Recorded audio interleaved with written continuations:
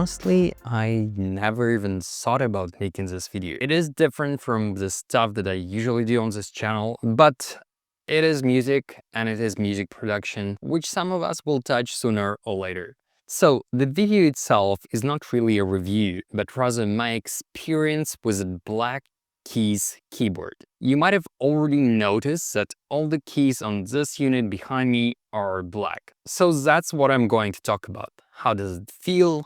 What is it like in everyday use? Does it collect dust? And all kinds of things that are not really spoken on the internet because this kind of keyboards are very rare, especially since this unit is outdated. This is Mark II version of Native Instruments Control S49. They already have Mark III of their control series, and I'm making this video more like to myself because when I was researching this topic of all Black Keys keyboards, there is very scarce material on the YouTube. Diving right in, the Black Keys are an absolute dust collector. When I previously had regular colors keyboards, they didn't show as much of a dust on them. I mean, you can look at it from different perspectives. One may say that that's actually great because you can see all the messy stuff you leave on your keyboard and clean it more regularly, while other may say, well, I don't like how it looks, so maybe I shall go for the white and black keys. Either way, the dust settles in about half a day, and no matter how you clean it, it's still going to be here in 12 hours. Regarding smudges,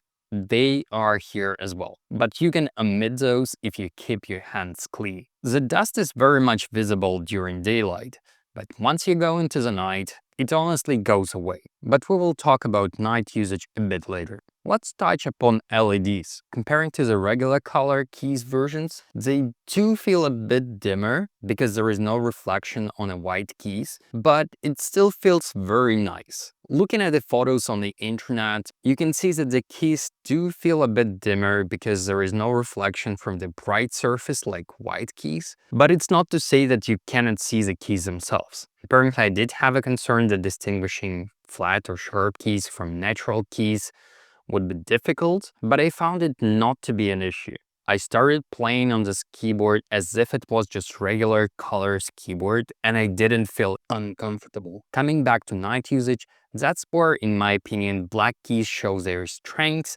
and honestly a bit of a weakness. The weakness is reflection. There is so much reflection going on, especially if you put it in front of the computer. If the keyboard is put onto the side, there are no issues there.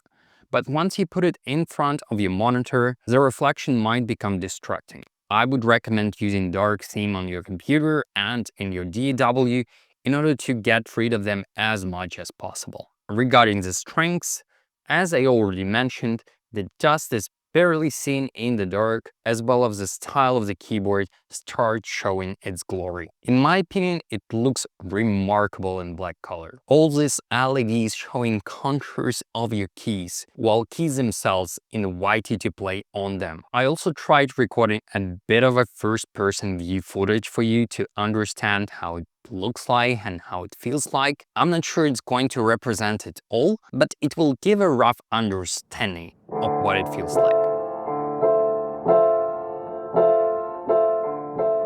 If I were to summarize and answer the question, would I buy this keyboard again? I would say yes, but with an asterisk, because there are keyboards online which are all white, including the white body. And that's where my dream, I think, is. Matte finish, white keyboard, just like Native Instruments released a while back. That's been it. I tried to show you how it feels like, honestly, to demonstrate how would you feel like if you owned and played this keyboard, what kind of issues you would experience in everyday use, and hopefully I helped you somewhere in the future to decide whether you should go for the Black Keys keyboard.